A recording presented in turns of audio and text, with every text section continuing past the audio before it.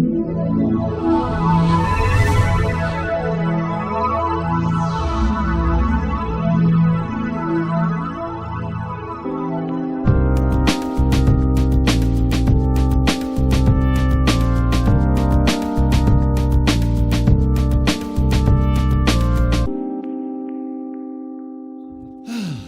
hello everyone. My name is Mark Blyth. As you can hear, I'm not from America. I am by way of Dundee, America. So there we go. I also used to be a stand-up comic, and it's always hard to follow people when you do stand-up comedy. And it's the first time I can honestly say I've tried to come up and do a closing panel after someone read an obituary. That's like the hardest act you could possibly wish for. Luckily, comedy and tragedy are two sides of the same coin, nowhere greater than in the Eurozone. So, let's proceed. So, some simple policies to avoid stagnation. Stop squeezing your economies needlessly with some kind of absurd ideological addiction to fiscal rigour. That'd be a good one. Stop deflation. That would actually require doing things about wage growth. We'll get into that in a minute. Unblock the credit channels of the economy. Well, given that we've got a too-big-to-bail banking system and 1.2 trillion euros in non-performing loans sitting around the system, it's hardly likely to happen. Get past the fetish of structural reform and try and build some complete institutions in, for example, the European Treasury or lack thereof, a banking union that actually works, and maybe a full financial union that stops pro-cyclical capital flows. So as you can see on the other side of this slide, well, you know, things like the Maastricht criteria, the austerity fetish, the fiscal compact, the insufficiency of monetary policy, and a whole host of other things mean that that's not going to happen anytime soon.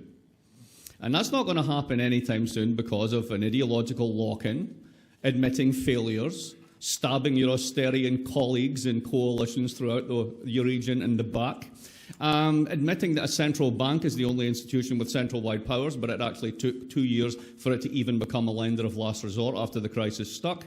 Even if you do that, who actually lends in the middle of a recession? You can unblock the credit channels, but again, this is very supply side. If you simply reduce interest rates down and down and down and unblock the credit channels, there'll be growth. No. Simply no, particularly when personal balance sheets are as screwed as government balance sheets.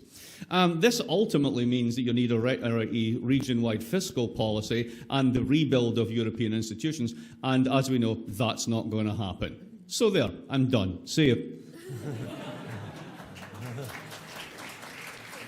Now, I'll leave it to others to say what could be done. Let's do the bigger picture. So even if the political will was there, there's still two problems I see out there, and let's just call them crudely political risk and economic risk. So what are these? The political risk is the problem of sustaining recovery in the face of counterproductive policy, which is multiplied when deflation becomes systemic. And the result here is something that we've seen, which is the collapse of centre-left parties' vote share. Whether you're looking at Britain and Corbyn, whether you're looking at the long, slow, terminal decline of the SPD, whether you're looking at the Swedish SAP, who used to be able to take a dead dog, put a red rosette on it, and get it elected with a majority of 50,000, now being forced into coalition with a bunch of northern racists, things aren't looking too good. The economic risk is on the European recovery, to the extent that it exists, which is predicated on something I thought could never happen, which is the Eurozone as a whole running a surplus against the rest of the world. I just didn't think that could happen, and actually we're running a grand experiment to see if it can happen. And the result of this is that, of course, if all your demand is externally generated, it's inherently fragile, and it sets what I will call different European varieties of capitalism against each other. And that's what I'm going to go through in the remaining time.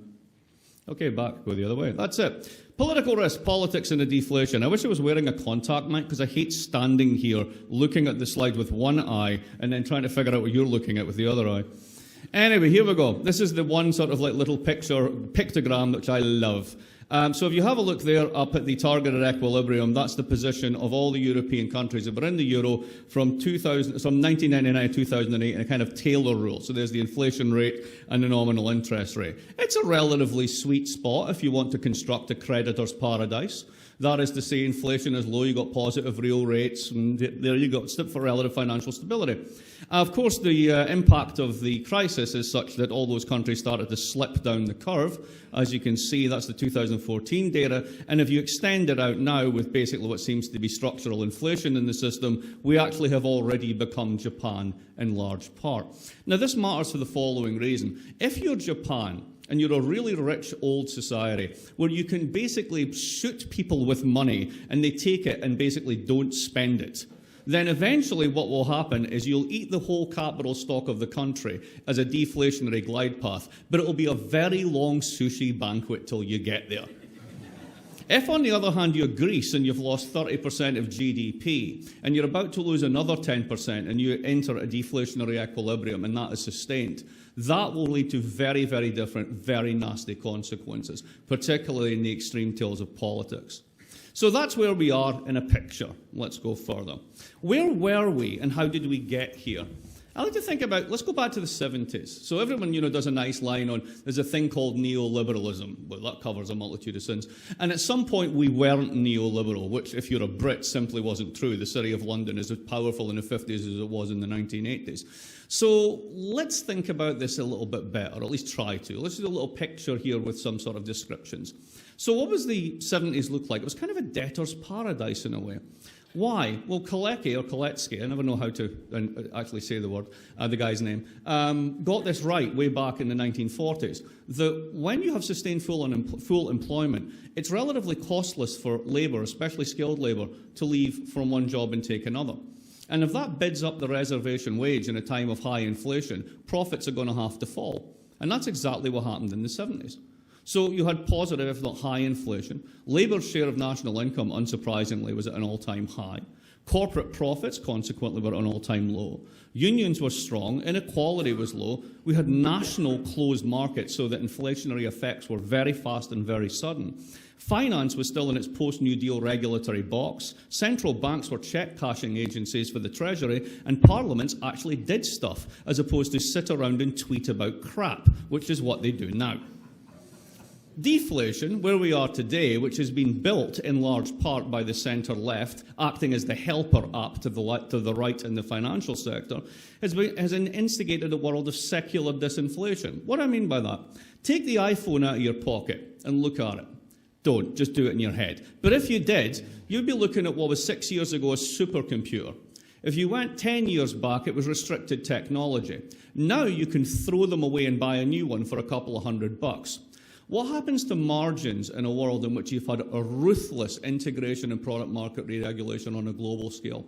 What happens to inflation and devaluation when you have global supply chains? What happens to labour when it can be substituted globally right up to the 70th percentile of the income distribution in large part? What happens when you have 80% service economies where you cannot add capital to labour and the productivity link has been broken because you've beaten trade unions to death? The unsurprising effect is capital's share is at an all-time high, labour's at a low point. We've seen a secular collapse in wages for the bottom 60% of the income distribution. Unions are weak, inequality is high, markets are global, finance is strong, even after a crisis of this magnitude. Central banks are stronger than ever. They are, in fact, the leader of last resort. And parliaments, as I said previously, sit around and tweet about crap. What's the politics in this? Kalecki's warning. Capital's interests in the 1970s were clear. Labour was on the defensive, weak and fragmented by the blows of inflation and also by wildcarding and splitting amongst themselves. There was a classic neoliberal offensive at the level of ideas and institutions. And the one project that united all of this was the rollback of the state, the ascent of finance. And in seen in this way, Reagan, Thatcher, Blair, Cameron and Merkel are all cut from the same cloth. They are the engineers and architects of a creditor's paradise.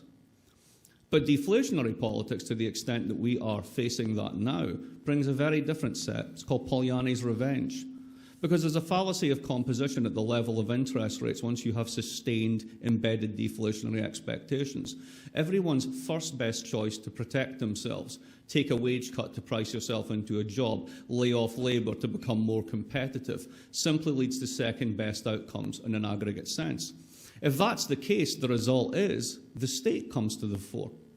And this time around, we are seeing anti-creditor coalitions led by the state or would-be state actors. We see creditor-debtor standoffs at the level of the state with domestic austerity, as the Brits put it, the strivers and the skivers against each other, whereby the Tory parties managed to get the lower working classes to rip the faces off the poor in the name of equality. And at the international level, between countries in the Eurozone crisis. Seen in this light, the National Front, Podemos, Syriza, the SNP, Sinn Féin and UK Labour are all cut from the same cloth. These are renationalising anti-creditor coalitions. One of them has a profound racist tinge, the other one doesn't. That's where the variation stops. Now, in a deflation in democracy, who wins and who loses?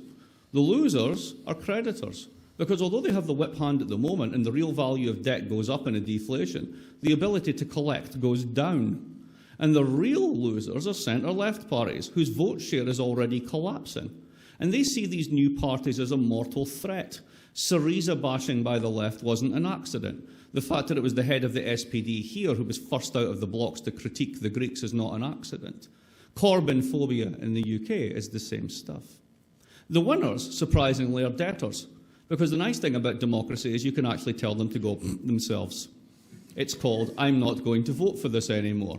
And we've seen a bit of that in Greece, we're seeing a bit of it in Portugal just now. And if you basically expect people to continue to either hold the line on wages if you're growing, or continue to squeeze them for another 10 years as we go forward in the name of competitiveness, you've got a rude shock coming to you.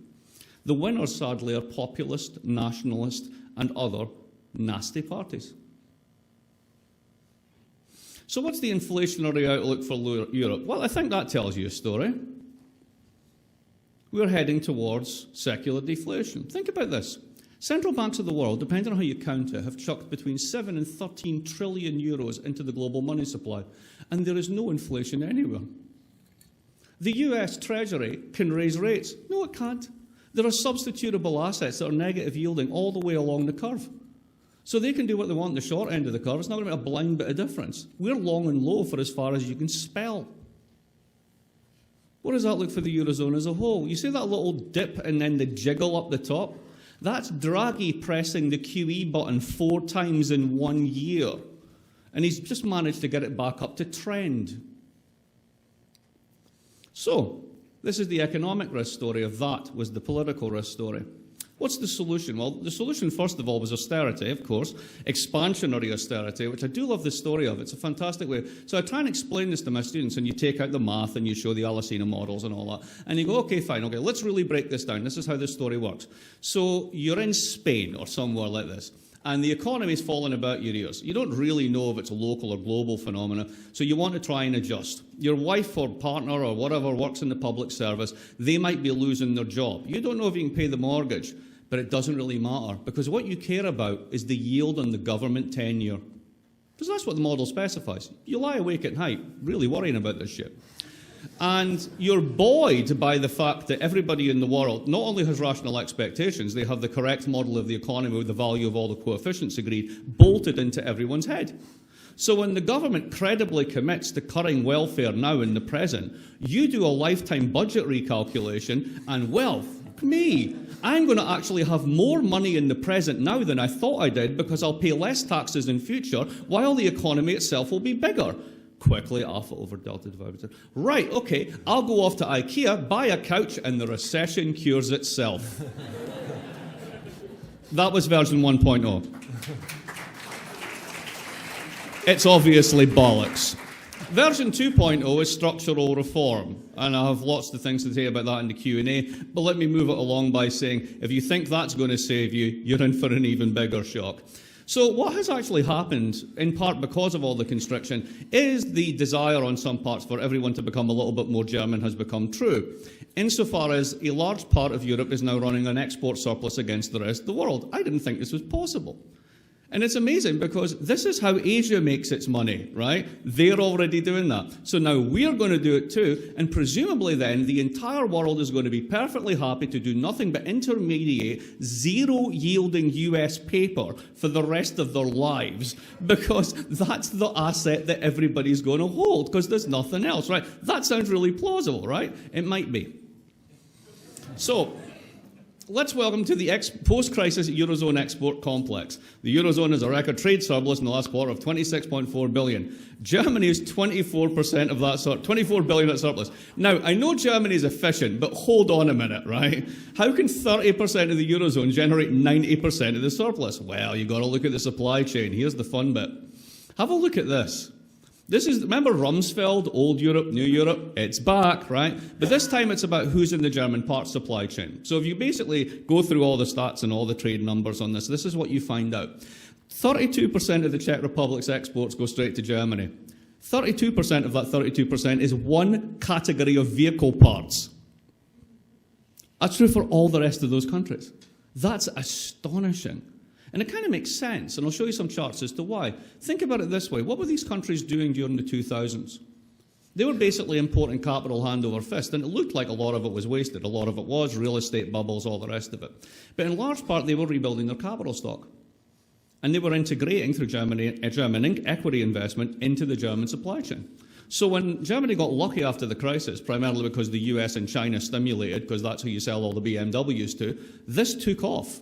And they were able to do so because they're younger, leaner, don't have legacy welfare states, and basically are willing to do it. What does that do to everybody else? We'll get there in a moment. Let's have a look at the charts on this. If you have a look on the left-hand panel, you see the one-year moving average. This is the Czech Republic's deficits becoming surpluses. You see Hungary on the other side. It's a very similar pattern. Next one. Exports overtake imports. These guys used to run deficits. Now you can see they're running surpluses in both cases, and they're growing all the time. Next one. Where is it all ending up? As I said, in Germany. Germany is now actually running deficits against these countries, but a surplus against the rest of the world. You have to think about this as a whole export complex. Very suggestively, being an equity investor during the 2000s, you're getting income from abroad, so the net national income position is actually positive. But that seems to be declining now. Reciprocally, guess whose is going the other way? Now, there's many more charts I can show you. I've got the full set of all the different countries. But these ones just suggest that basically somebody's been rebuilding their capital stock, reintegrating the supply chain, and moving along. And the fact that there's positive growth in the world economy with very low inflation for countries that have very, very low real wages in comparison to the core countries, this is a good time. It's working for them, so long as everybody's willing to intermediate American paper, because that's what it rests on. There's the capital stock being rebuilt. You can see it there. Now, what do we see here? Central Europe used to run chronic deficits. Now we see these countries are all running surpluses. They were rebuilding their capital stocks and integrating, and it's now active. So what does this mean for the recovery of the region as a whole? This is to go back to the notion of different varieties of capitalism. Think about it this way, in terms of asymmetric costs and benefits across a currency union. One part of the Eurozone, Germany and Central European part suppliers, are going to run, so long as everything's okay, and the politics don't blow up in your face because of deflation, are going to run perma-surpluses. And are external demand-dependent economies with mainly low tax and transfer regimes. Now think about the other part of Europe, old Europe, and it really is because they're older. The other part, France, Italy especially, are large domestic demand-driven economies with high taxes and transfers that don't rely on exports, and they can't do this trick without massive internal price adjustments. And even if they were successful in doing so, you would generate an absolutely enormous surplus for the rest of the world to absorb. Now, if the Asians are slowing down, as we think they are, exactly who's going to buy all this crap? Now, the weird thing would be if you hadn't signed a fiscal compact that basically makes deficits of all types borderline illegal, you would expect that if one part of this currency union is running a surplus, the other one would run a deficit. But if the other side isn't allowed to run a deficit and has no ability to do so because it doesn't have its own currency, so it can't devalue and it can't inflate, then the only way it can do is by continual tightening. So imagine somebody figures this out in one of those populist right parties and is able to tell the following message. Everyone from Berlin to the Elbe to Poland to Romania is doing well because you are screwing your kids' future. Ouch. So much for European solidarity. Now, these export-led recoveries have asymmetric costs, precisely as I just said. You can't inflate or devalue to adjust. You can't default. So you're asking people to run basically permanent tight policies. What does this leave us with? Let's say there's 4 concerns going forward. This has happened before. We have seen this movie before. It was called the East Asian Financial Crisis. All those countries ran deficits. They imported capital hand over fist and they blew up. They then had to go to the IMF and they swore blind it was so painful they were never going to do it again. So they accumulated enormous surpluses. They started to run permanent export surpluses. And once you do that, once you orient your economy that way, it's very hard to move back the other way. So they're already hardwired to run a surplus. One part of Europe looks like it's just done the same thing. Second thing is a recovery for whom? What happens when one part of the Eurozone is to contract to balance the other half surpluses? And if you do this in an environment of deflation, what's going to happen to centre-left parties that stand up and say this is a good thing? The British phrase is they're toast. Third, the bond market effects. The Fed can raise short-end rates, but if this glads to a global surplus of savings over investment that's already huge, long-dated euro maturities may be negative for a long time since they're substitute assets longer out along the curve. And the last one is fragility. Europe developed this model because it was able to ride on other people's stimuluses. What happens if external demand falters? It's bound to. We've had the most rubbish recovery in modern history. The banking sector, particularly in Europe, still isn't fixed. People are in debt, balance sheets need repair, and at the same time, the method of repairing it, further consolidation, impairs the balance sheet still further, both in the public sector and the private sector. So what happens if this is more fragile than we think? So the take-home is this: coming up with policies to avert stagnation is not the problem. It's like reforming the American financial system. I can do it on one page of A4. It would take me about half an hour. It's really easy. But the minute I tried to do that, Jamie Dimon or someone else like that would take $1 billion out of that back pocket and kill me with lobbying firms such that I wouldn't be elected the dog catcher of rural Arkansas.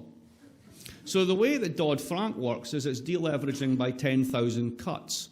I raise your compliance costs, I escrow your bonuses, I shove you on derivatives trades, and I get you down without you actually confronting it directly. Gramsci called this a war of movement versus a war of position. The problem is we in the Eurozone don't have this luxury because we're creating a war of position of one side of the Eurozone that's running a surplus against another that's not allowed to run a deficit. Add that to a background of structural deflation made worse by these policy choices themselves, and the political space for good policies that can sustain a positive Eurozone is narrowing still further. So, I'm Scottish, I'm depressed all the time, I drink too much. Que sera, sera. Thank you.